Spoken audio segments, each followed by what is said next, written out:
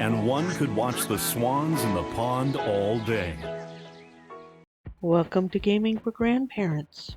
It is free to subscribe. Please subscribe. Thank you. So this is another version of Gardenscapes. This time it's mansion makeovers. And I got this game from Big Fish Games. You live in a very unusual house with such an amazingly beautiful garden. This home is a real treasure. How nice it is to look at these beautiful flowers while the bubbling fountain burbles. And one could watch the swans in the pond all day. You fondly recall a time when, along with the good butler Austin, you rebuilt this abandoned garden. And then, one day, you receive a letter. And then came another, and another, and yet more. Looks like all your friends have decided it's about time for a visit. Excellent! Our house has a nice, spacious hall. Everyone will fit nicely. I think we paid too much attention to the garden and forgot that the house is also in need of repair. We really should sort this out before our guests arrive. You quite agree with your butler, don't you? Besides, repairing the living quarters has already been included in your plans. You just need to write a few quick letters and get right to work. So I'm sending all these freeloaders that want to drop by a letter that says, my butler Austin and I would be absolutely delighted to host you in our beautiful mansion. See you soon. And now I enter in my name, Echo Pearl. And now with our letter written, we can get into this. So the first thing that we want to do is choose whether we want to race against the clock or relax mode. I'm going with relax mode. This is a hidden object puzzle game if you're playing it on the PC. If you're playing this on your cell phone, it's a match 3 game. And there's quite a bit of differences between the style and everything with match 3 game on your cell phone. Either game is fun. I enjoy both of them. But right off the bat, we're going to go into the lounge and we're going to see if we can find all the things that are on the left-hand side quickly. And he wants a bunch of hats, so we had to find him a hat. And now we're looking for umbrellas, suitcases, posters, baskets, whatnot. And we're getting instructions from Austin here. And so this is how we raise money to make the makeover of the mansion. It's just finding all these items that are on the left-hand side. And the hearts will go down the longer you take to find these objects. And when the hearts go down, that means the money is going to go down as well. So you want to try and find as many of these things very quickly so that, you don't lose money on it. Now you have to collect the money before the next buyer, I guess, comes along. But you also see at the top there it says customers 8 to 10 on the left hand side underneath that flower pot. So now we have this is our last customer. And this is one of those games that any age can play it. There's not a lot of brain cells being used, but it is a fun little game to play. There's not a lot of frustration to it. You don't have to, do any strategic things with it. You just go with it. I can't believe it took me that long to find that balloon. Whatever. But at the end of each one of these scenes, Austin here, the butler, he shows us how much money we make, and that money will increase. And now at the bottom of the screen, you can see that we can design things. So these are our options for sofas. It's one of those things that you may pick something now, but you may end up changing it later because it doesn't work with something else. some design, some other aspect of design. But now we're going to the drawing room and we're continuing to just pull some stuff, grab some stuff, I should say, for these people. With each level, you do get more customers. So this level, we have 15 customers. So with each level, it may take longer to find things. And of course, with it being a hidden object game, you'll look for a bat and it's the wrong type of bat. But looks like we increased our money with the increase in customers, so the price goes up as well. So that's nice. Austin says, yes, the hall definitely needs a lot of work. Deciding where to start is the hard part.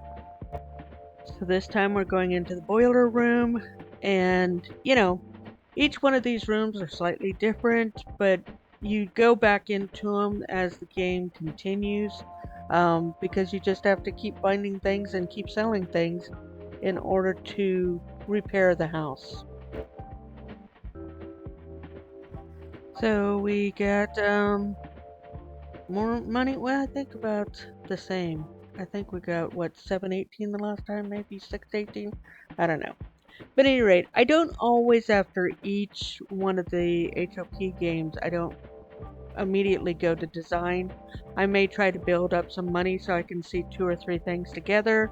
Otherwise, I may go ahead and jump into design. It just depends. Now we're going into nursery. So this is a special order where this guy wants to get all these teddy bears for his granddaughter. So it doesn't matter the size, shape, you have to look for just 20 teddy bears. I think now we're down to 15, 14, 13. But at any rate, nothing but teddy bears this round. Alright, so he has added a phone on a table and decided that would be the best place for that phone. And it immediately starts ringing. And hi Austin, how's the phone? Everything working on it okay? Oh yes, thank you. I owe you a big thank you for the teddy bears, glad to help. And a lot of times on those special orders, you'll get an envelope with money in it. Now we're going into the kitchen. And he's going to point out to us right here that there's a camera. That camera is a hint where it'll take a flash and it'll show you all these little things right there. And we can grab them very quickly. And that's everything that's being requested there. It's useful, and yet at the same time, sometimes I struggle with finding everything that it flashed on. This game does have hints in the lower right-hand corner. It has the camera hints. It has a thermometer hint and a question mark hint, where you can find question marks, which builds up your hints in the lower right-hand corner. Alright, we're going into the sitting room now. So I'm just fast forwarding through a lot of these because I don't want to bog down the video, but I just wanted to also show you, how this game works so that you can play it yourself. So I have, a bunch of little bit of money there, so I think I'm going to work on some designs. Don't really like the blue one, don't really like the red one. I like this white and gold one, so I think I'll go with that one, because it's pretty mellow to me, and I'm a pretty mellow person. We will go ahead and look at the tiling now. I like that tile. I like that tile. But I really like this tile. So it's the most expensive of the 3, but I just like it. I think it works really well with that fireplace.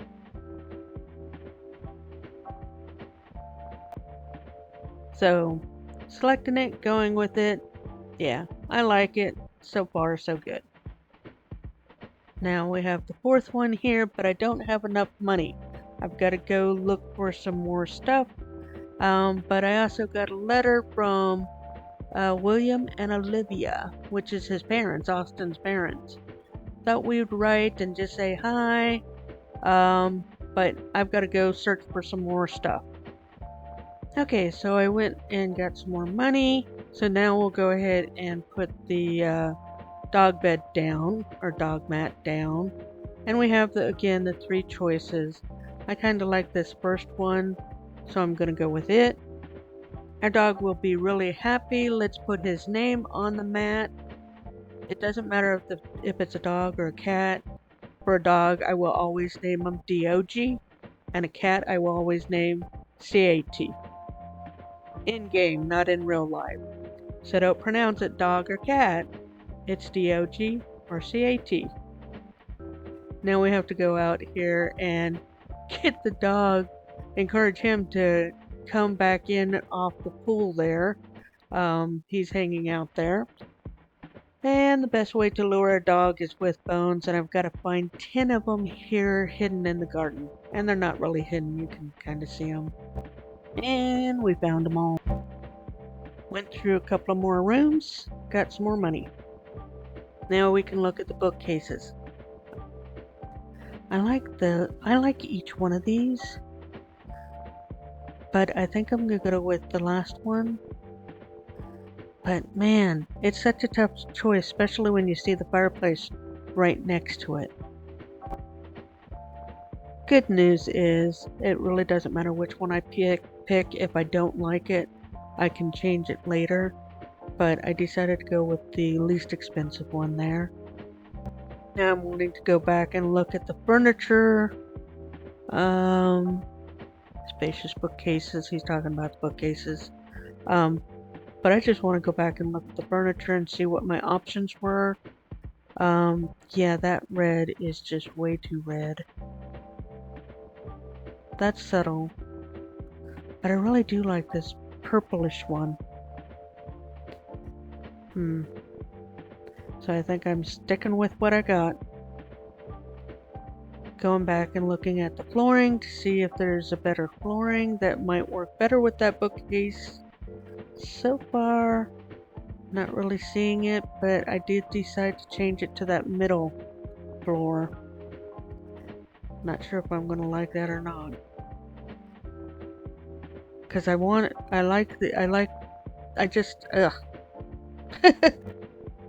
So, one of the hard things is you have to like design this for the whole room, and I don't have all the pieces for the whole room yet. So I'll probably keep changing things, is my point. So this was one of those special orders of fine balls. We gave him more balls than what he expected. We don't have enough money for any design, so I've got to go look for some more objects to sell. So finished up in the office, I'm now up to 20 customers, and we're making pretty good money with each turn. So I found a thermometer here, and that's going to tell me when I'm close to an object or not. So I used it to find that belt, and now I'm using it to find the sack. So it heats up really red when you're close to the object. And that finishes up the sitting room again. So now there is, look what's in today's paper, a necktie festival. So I guess now we're going to go into one of these spaces and look for a necktie. But in the meantime, we're going to go ahead and buy a new TV. As much as I liked that last one, I felt like this smaller one worked better with the fireplace. So we're in the office looking for all these neckties. I think I had to find 20 of them. And now he's going to take them and turn them into the newspaper. So we have the results of the necktie festival. And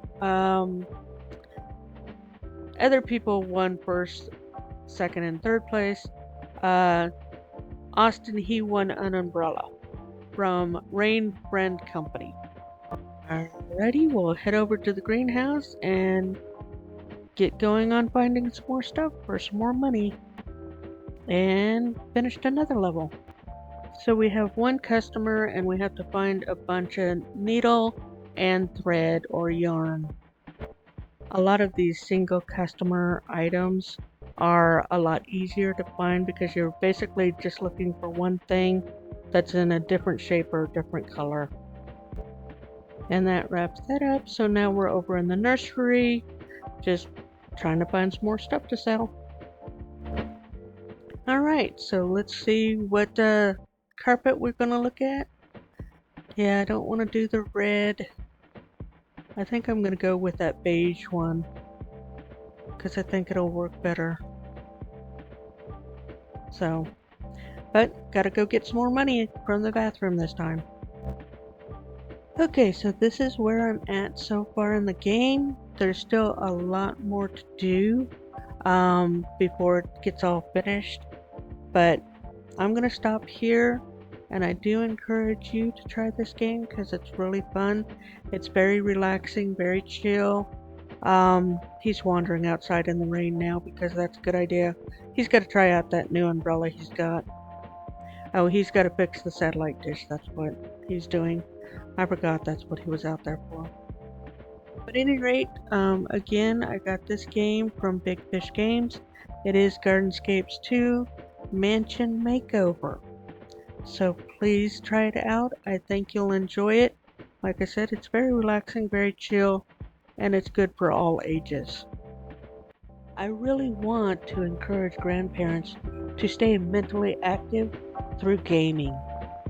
I want to mentally challenge them with strategy games and task management games and creative games like Minecraft. So if you appreciate my efforts in trying to encourage your grandparents to stay mentally young, please let them know about this channel and let them know it is free to subscribe. There's no cost. And again, thanks for watching Gaming for Grandparents.